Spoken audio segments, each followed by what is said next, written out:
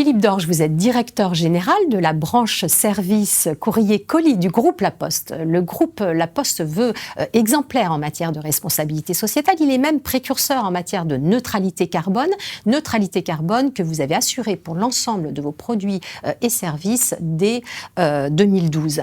Alors, cette neutralité carbone, c'est un concept compliqué.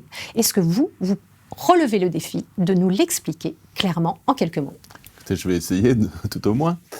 Écoutez, la neutralité carbone s'inscrit effectivement dans une politique environnementale très ambitieuse de l'ensemble du groupe La Poste et qui passe avant tout par ce qu'on appelle la réduction de nos émissions de CO2 et de nos émissions de gaz à effet de serre en général. Et donc, nous avons défini effectivement, dès 2012, donc de façon assez précoce, une trajectoire de réduction très forte de nos émissions de CO2. Moins 30% sur la période 2013, donc qui commençait à 2025. Cette démarche s'appuie sur un référentiel international, le Science Based Target Initiative, le SBTI, qui est un référentiel qui est défini au niveau international, à la fois par le Pacte mondial des Nations Unies, des organismes comme le WWF ou encore le World Resource Institute, et qui prévoit et qui valide donc cette trajectoire. Alors, ce qui est important d'expliquer, c'est comment nous procédons. Effectivement, d'abord de mesurer, d'évaluer chaque année nos émissions de CO2. Et nous le faisons au niveau global, mais aussi pour chacun de nos processus. Et ce sera important aussi après pour travailler avec nos clients. Un processus, ça peut être une liaison, par exemple, Colissimo entre Paris et Marseille. Vous voyez, très concrètement. Et après, de cumuler l'ensemble de ces émissions CO2. Ensuite, de mettre en œuvre des projets concrets qui vont réduire d'une année sur l'autre ces émissions de CO2. Je vous donnerai quelques exemples, mais par exemple en optimisant nos chargements dans des camions, en massifiant le courrier avec le colis, jusque dans des tournées de facteurs. Donc des projets très concrets de réduction.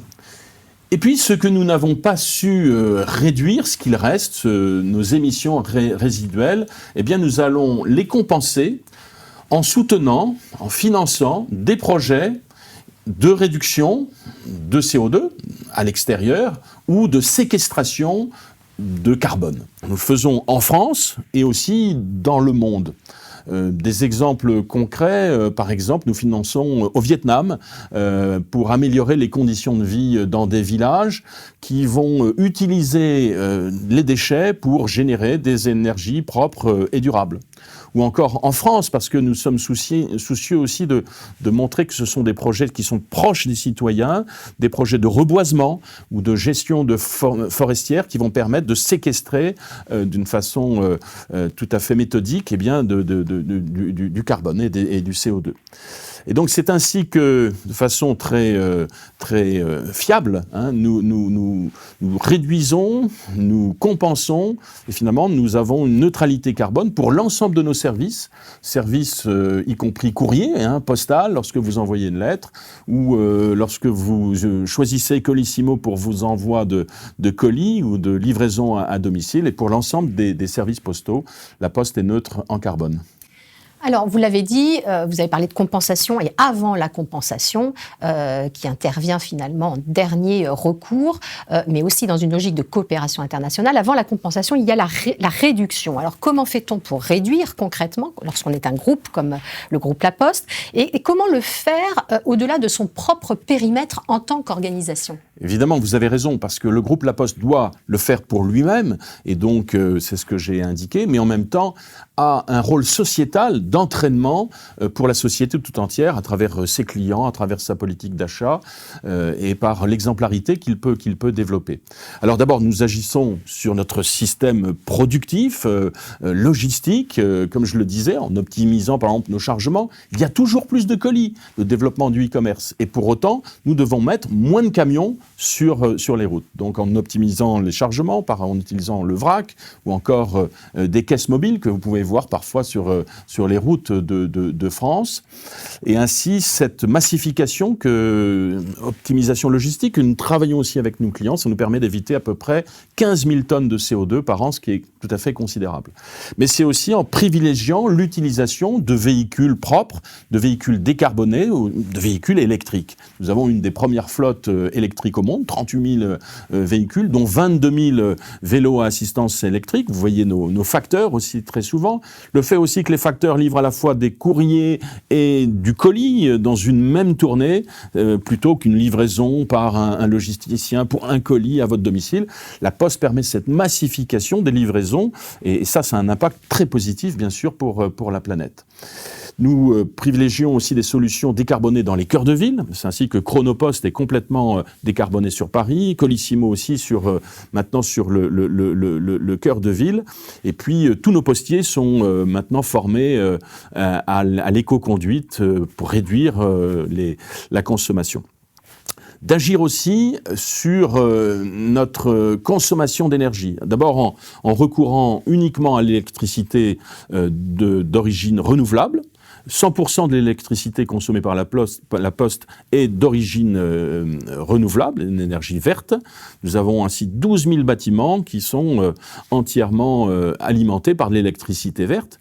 Et puis aussi d'agir sur nos consommations, lumière, chauffage, système de management donc de l'énergie qui est maintenant en place. Et puis en utilisant aussi nos bâtiments pour une fourniture circulaire, je dirais, de l'énergie. On a 46 sites industriels postaux, nos grandes plateformes, qui sont équipés de pas moins de 48 000 m² de panneaux photovoltaïques.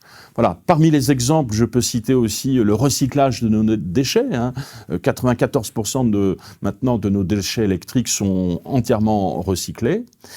Et puis, c'est de travailler par nos offres à diffuser, à développer cette prise de conscience environnementale et développer l'économie circulaire. Je vais donner quelques exemples à travers, par exemple, Recigo, qui sont nos services de collecte et de recyclage des déchets de bureau pour les entreprises, ou encore ce que nous faisons pour les particuliers, où des postiers vont voir des particuliers pour aider à diagnostiquer et organiser des travaux de rénovation énergétique des logements, nous le faisons aujourd'hui, ou encore sur Paris avec l'offre Véligo qui permet de développer l'usage du vélo assistance électrique dans les grandes villes. Voilà, un effet d'entraînement. Et peut-être pour finir aussi, pour vous donner un exemple concret, quand nous travaillons avec nos clients commerçants, e-commerçants, sur des solutions logistiques, il y a bien entendu des cahiers des charges qu'ils nous fournissent, mais nous leur disons aussi qu'il y a le prix, évidemment, toutes les conditions habituelles, mais de plus en plus, la partie environnementale est développée. Et nous leur proposons d'optimiser les solutions logistiques que nous allons leur proposer, aussi au regard des émissions de CO2 et des émissions de gaz à effet de serre. Donc, cette partie environnementale se développe énormément. Un autre levier d'action, c'est celui de la finance. Vous avez lancé en 2018 votre propre Green Bond. Rappelons que les Green Bonds, ce sont des emprunts que l'on génère sur les marchés financiers pour venir financer des projets à impact social et environnemental. Qui s'en est saisi et pour quel type de projet et quels bénéfices ? Alors effectivement, c'est une émission très importante qu'a faite le groupe de 500 millions d'euros pour financer des actifs, des projets à impact positif, notamment sur le développement de véhicules propres, ou encore sur l'immobilier vert, ou encore de financement de sources d'énergie renouvelables. Ce Green Bond a été largement souscrit, c'est un très grand succès, après déjà de 385 millions d'euros sur les 500, par plus de 104 investisseurs. Et surtout, ce qui est important de noter, c'est qu'il y a bien entendu un audit externe par un tiers qui garantit la traçabilité et après l'affectation de ces fonds vers des investissements absolument validés par un organisme tiers.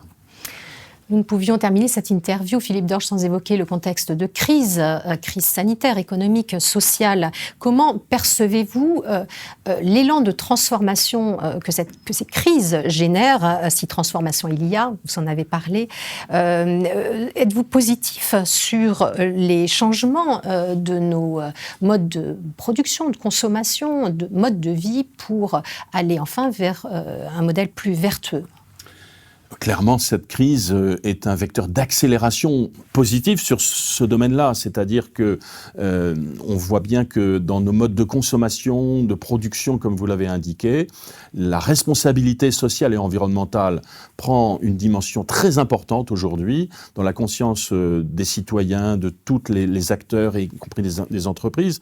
Et donc je vois cette crise comme au contraire une occasion formidable d'accélération vers cela. Comme vous l'avez dit, la Poste a été précurseur et donc veut garder le coup d'avance, si je puis dire, par rapport à ces enjeux de RSE. Ça a été souligné cette année par une agence importante qui est Vigeo, qui a reconnu que la Poste était numéro 1 mondial dans le domaine de la responsabilité sociale et environnementale. Et donc pour nous, dans le cadre du plan stratégique qui s'ouvre maintenant pour la période 25-2030, c'est pour nous un axe très très fort. Nous voulons garder ce coup d'avance, nous voulons au contraire accélérer sur tous les champs de la responsabilité sociale et environnementale.